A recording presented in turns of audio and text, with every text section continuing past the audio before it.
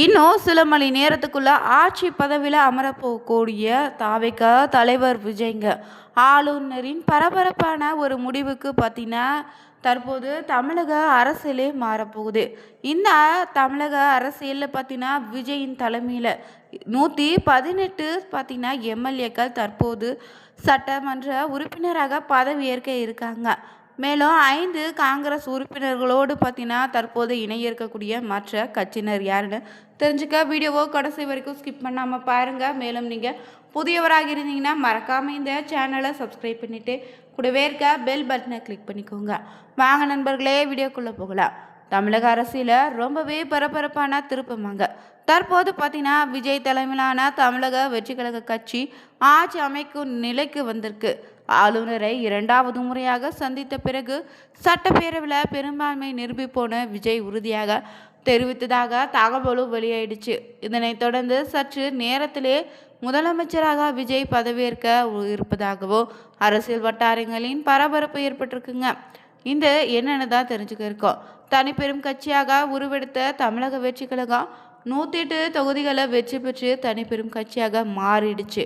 புதிய ஆட்சி அமைப்பதற்கான பணிகளும் தீவிரமாக நடைபெற்று வந்த நிலையில பெரும்பான்மைக்கு தேவையான எண்ணிக்கை பெற திமுக கூட்டணியில் இருக்கக்கூடிய சிலருடைய ஆதரவும் கேட்கப்பட்டு இருந்தாலும் பார்த்தீங்கன்னா ஆதரவு கிடைக்காததால காங்கிரஸ் கட்சி தேவைக்கவிற்கு ஆதரவை அளித்த நிலையில நேற்று பிற்பகல் 3 மணி அளவில் விஜய் தமிழ்நாடு பொறுப்பு ஆளுநர் ராஜேந்திர விஸ்வநாத் ஆர்லேக்கரை சந்தித்து ஆட்சி அமைக்க உரிமை கோரினார்.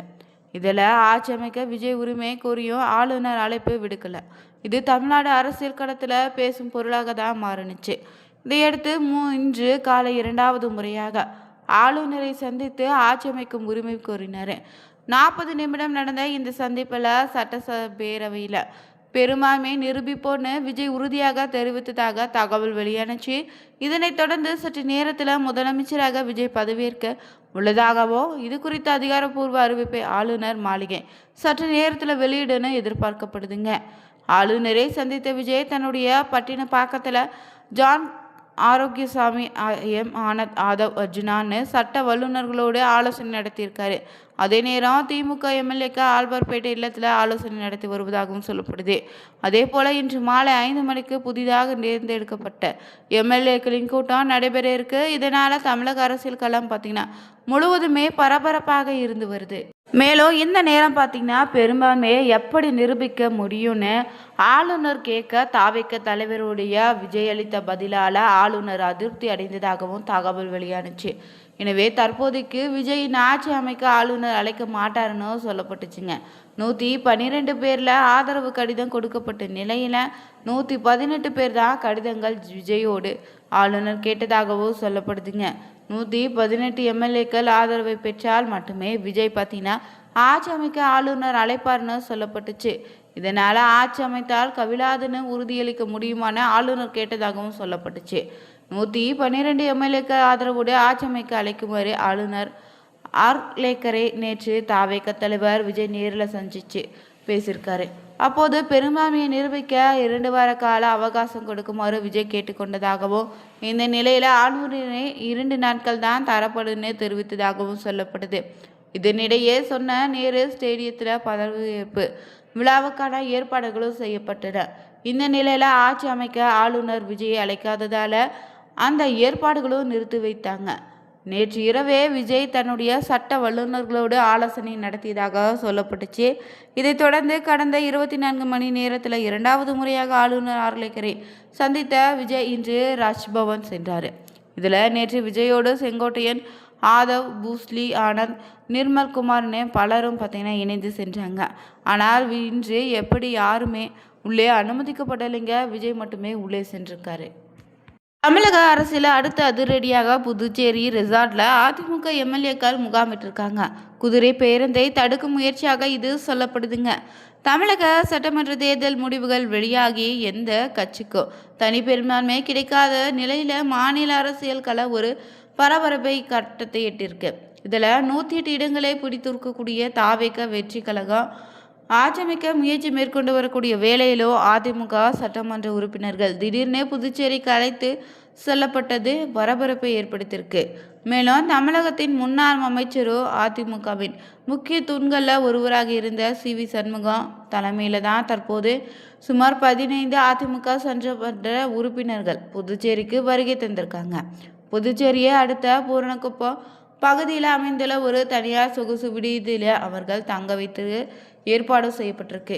இந்த குழுவில் முன்னாள் அமைச்சர் OS மணியன், சுகுமாரனே, தலைவாய் சுந்தரன் உள்ளிட்ட முக்கிய நிர்வாகிகள் இடம்பெற்றாங்க.